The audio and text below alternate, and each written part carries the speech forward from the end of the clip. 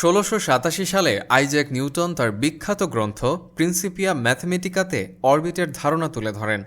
গ্র্যাভিটির টানে কোনো বস্তু যখন অন্য একটি বৃহৎ বস্তুর চারপাশে অবিরাম ঘুরতে থাকে, সেই নির্দিষ্ট পথই হল অরবিট। নিউটন প্রমাণ করেন একটি উঁচু পর্বতের চূড়া থেকে প্রতি সেকেন্ডে প্রায় ৭.৯ কিলোমিটার বেগে আনুভূমিকভাবে কামান ছোড়া হলে গোলাটি পৃথিবীর বক্রতা ও গ্র্যাভিটির ভারসাম্যে আটকে যাবে এবং সেটি আর মাটিতে পড়বে না, বরং পৃথিবীর চারপাশে ঘুরতে থাকবে এবং একটি অরবিট তৈরি করবে।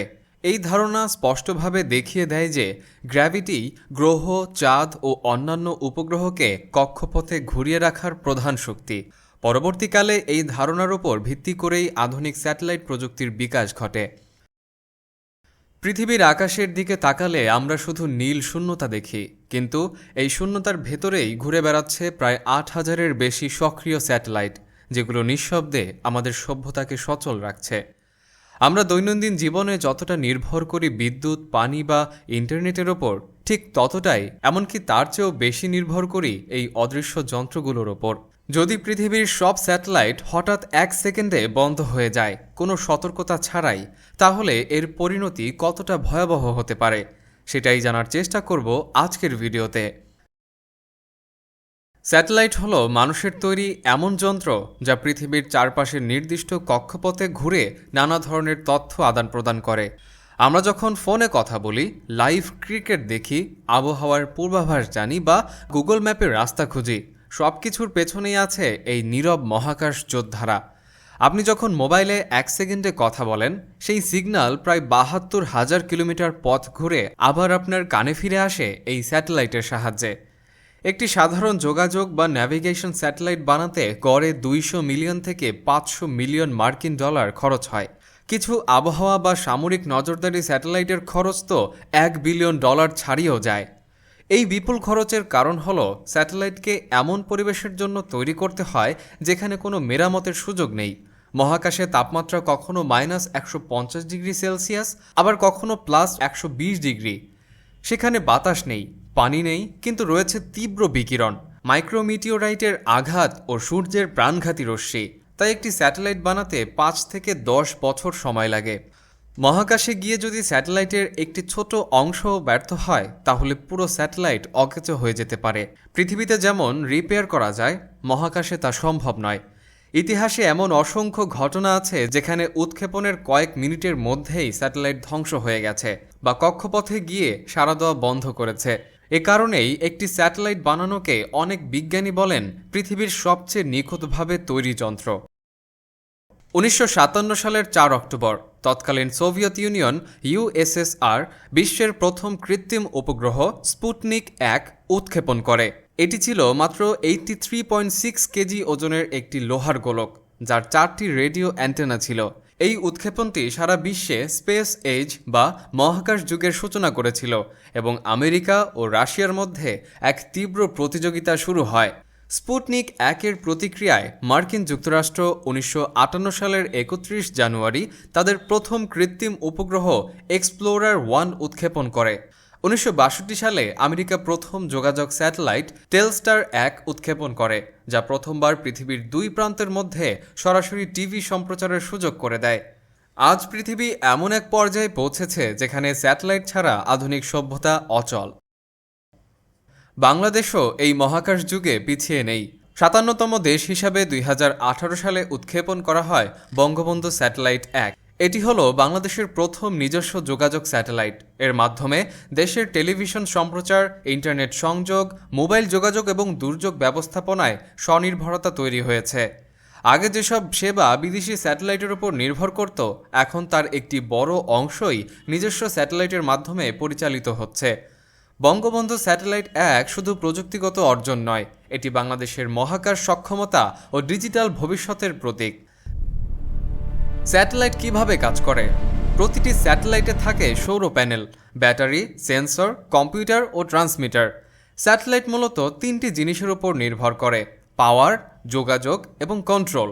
সূর্যের আলো থেকে সোলার প্যানেলের মাধ্যমে শক্তি নেয়, গ্রাউন্ড স্টেশনের সঙ্গে রেডিও সিগন্যালের মাধ্যমে যোগাযোগ করে এবং নির্দিষ্ট কক্ষপথে ভারসাম্য রেখে ঘুরতে থাকে। কিছু স্যাটেলাইট স্থির থাকে, যাকে বলে জিওস্টেশনারি অরবিট, আবার কিছু দ্রুত ঘোরে, যেমন লো আর্থ অরবিটের স্যাটেলাইট, যেগুলো পৃথিবীকে দিনে একাধিকবার প্রদক্ষিণ করে।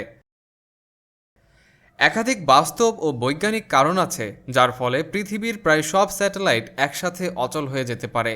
এর মধ্যে সবচেয়ে ভয়ঙ্কর সম্ভাবনা হল সৌরঝড়। সূর্য থেকে মাঝে মাঝে বিশাল প্লাজমা ও চৌম্বকীয় শক্তির বিস্ফোরণ ঘটে। 1859 সালের এমন একটি সৌরঝড় পৃথিবীতে আঘাত এনেছিল, যখন টেলিগ্রাফ লাইনে আগুন ধরে গিয়েছিল। আজ যদি সেই মাত্রার বা তার চেয়েও বড় কোনো সোলার স্টর্ম ঘটে, তাহলে পৃথিবীর চারিপাশে থাকা হাজার হাজার স্যাটেলাইটের ইলেকট্রনিক সার্কিট একসাথে পড়ে যেতে পারে। 2022 সালে স্পেসএক্সের 40টির বেশি স্টারলিংক স্যাটেলাইট একটি মাঝারি সোলার স্টর্মের কারণে ধ্বংস হয়ে যায়। আরেকটি বাস্তবসম্মত কারণ হল কেসলার সিনড্রোম।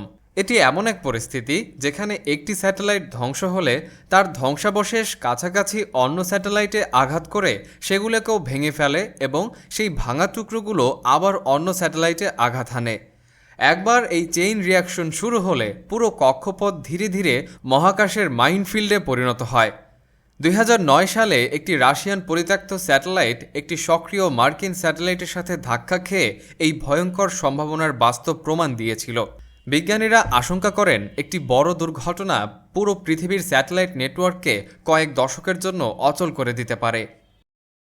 তৃতীয় এবং সবচেয়ে অস্বস্তিকর সম্ভাবনা হল মহাকাশ যুদ্ধ। আধুনিক বিশ্বে স্যাটেলাইট এখন কেবল যোগাযোগের মাধ্যম নয়, এগুলো সামরিক চোখ, কান এবং মস্তিষ্ক।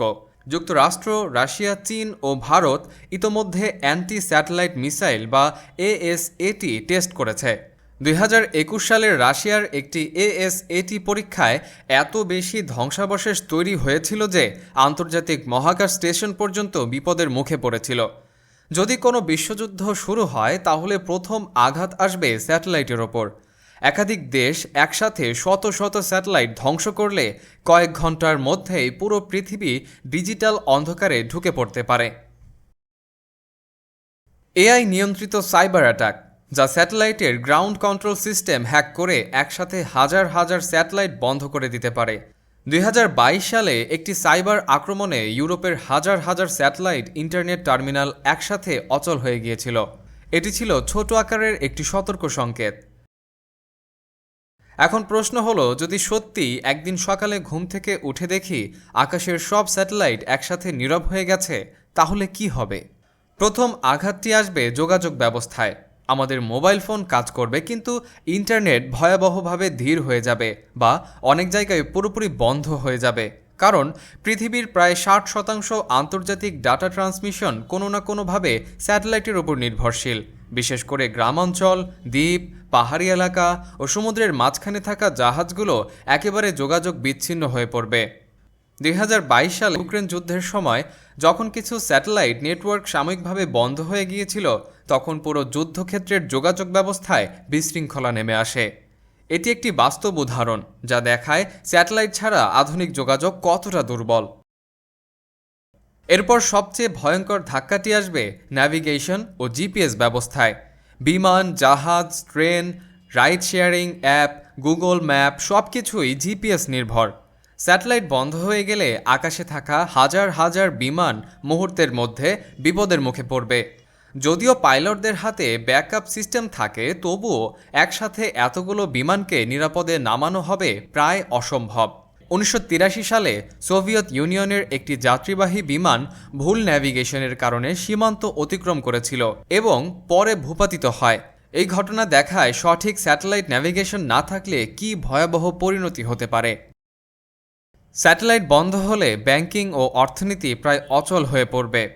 অনেকেই জানেন না, বিশ্বের ব্যাংকিং সিস্টেমে সময় গণনা বা টাইম স্ট্যাম্পিং করা হয় স্যাটেলাইটের পারমাণবিক ঘড়ির মাধ্যমে। এই সময়ের সামান্য গরমিল হলেই ট্রিলিয়ন ডলারের লেনদেন আটকে যেতে পারে।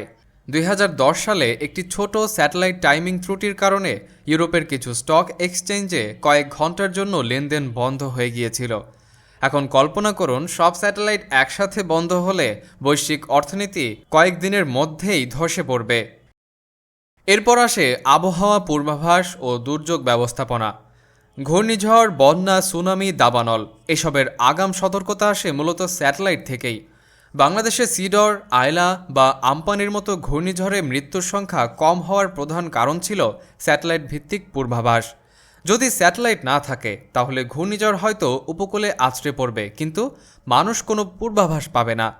1970 সালের ভোলা ঘূর্ণিঝড়ে প্রায় 5 লাখ মানুষের মৃত্যুর পেছনে অন্যতম কারণ ছিল এই আগাম সতর্কতার অভাব। সবচেয়ে গভীর প্রভাব পড়বে মানুষের মানসিক ও সামাজিক জীবনে। সামাজিক যোগাযোগ মাধ্যম বন্ধ, লাইভ নিউজ নেই, লাইভ ম্যাপ নেই। মানুষ হঠাৎ করে 50 থেকে 60 বছর আগের পৃথিবীতে ফিরে যাবে। কিন্তু সমস্যা হলো আমরা সেই পৃথিবীর জন্য মানসিকভাবে প্রস্তুত নই। হঠাৎ করে তথ্যশূন্যতা, গুজব, ভুল খবর আর আতঙ্ক ছড়িয়ে দেবে। অনেক জায়গায় আইনশৃঙ্খলা পরিস্থিতির অবনতি ঘটতে পারে। ইতিহাস বলে তথ্যের অভাব মানুষের মধ্যে ভয়কে কয়েক গুণ বাড়িয়ে তোলে। এটি শুধু একটি কাল্পনিক দুর্যোগ নয়, এটি একটি বাস্তব বৈজ্ঞানিক আশঙ্কা। বিজ্ঞানীরা জানাচ্ছেন সূর্য থেকে আসা শক্তিশালী সোলার ফ্লেয়ার বা জিওম্যাগনেটিক স্টোর্ম একদিন সত্যি পৃথিবীর স্যাটেলাইট নেটওয়ার্ক ধ্বংস করতে পারে। 1859 সালের ক্যারিংটন ইভেন্ট নামের সৌরঝড়ে টেলিগ্রাফ লাইনে আগুন ধরে গিয়েছিল। আজ যদি সেই মাত্রার সৌরঝড় আসে তাহলে স্যাটেলাইট টিকে থাকার সম্ভাবনা খুবই কম। সর্বশেষে প্রশ্ন থেকে যায়, আমরা কি প্রস্তুত?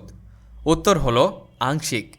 পৃথিবীর কিছু দেশ বিকল্প ন্যাভিগেশন সিস্টেম, ভূভিত্তিক যোগাযোগ এবং স্যাটেলাইট ব্যাকআপ নিয়ে কাজ করছে। কিন্তু পুরো পৃথিবী একসাথে স্যাটেলাইটহীন হয়ে গেলে সভ্যতা কয়েক মাসের মধ্যেই সম্পূর্ণ নতুন এক বাস্তবতার মুখোমুখি হবে, যেখানে প্রযুক্তি নয়, টিকে থাকার লড়াই হবে মানুষের মূল গল্প। তো আপনার কি মনে হয়, যদি পৃথিবীর সকল স্যাটেলাইট হঠাৎ একদিন বন্ধ হয়ে যায় তাহলে আর কি কি হতে পারে? কমেন্টে জানান আপনার মন্তব্য। ধন্যবাদ সবাইকে এতক্ষণ সাথে থাকার জন্য। শীঘ্রই দেখা হবে নতুন কোনো ভিডিওতে।